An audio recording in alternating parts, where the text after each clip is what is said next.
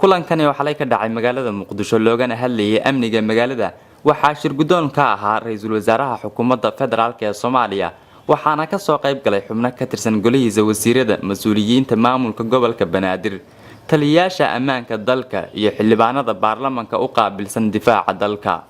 kulanka ayaa intii socday waxay ka qayb galayaashu ay ka doodeen qaabka ugu haboon ee looga hortagi karo falalka ammaan darro ee inta badan ka dhaca magaalada caasimadda ee Muqdisho waxa ayna ka qayb galayaashu isku raaceen in gabi ahaanba loo joojiyo howlgallada laga sameeyo magaalada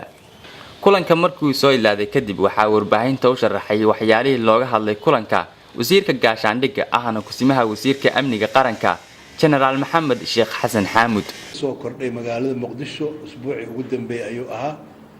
laga soo bilaabay dilkii xildhibaanka Maxamed Maxamuud Xayd ciidamadii kale ayagana madax laga jibiyay ilaa gaariga ugu dambeeyay shil madaraad qarxay يعني أنت صدّن يعني واحد استسلم كرمضان أيضا لجوجا ومدي أي سوميس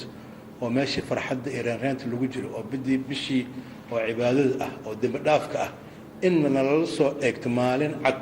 إن دتكي للدلو عيدا مدي أرين آد أفرحون واي أنت كل متنا وتعسيننا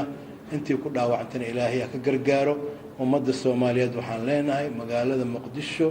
أنا بدو هو نورانو أنا إسكعيرينو عدو هالمال أوسا وذا جيسنو أن قعمها إسقبسنو هرتنا نين أسكري كدلي إلا وايو معها وحلال وحي أنا كدين عينا عيدا أمن قدان مسؤول كأهي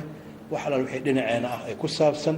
أنت يدا عيدا كرلو قادو وحبين إيمانك وإيمان كرمائها تذلك كذا واودنا لكن أنت فضلت أن تدوينها كربنا وحوا إنه وكل صونادان si kastaba kulankani looga hadlayay amniga magaalada caasimadda ee Muqdisho ayaa waxa uu imaanayaa xilli amniga magaalada uu muuqdo mid si xumaanaya waxaana tan iyo markii la galay bisha barakeysan ee Rabadaanka magaalada Muqdisho ku soo kordhay weerarada qaraxyada iyo dilalka qorsheysan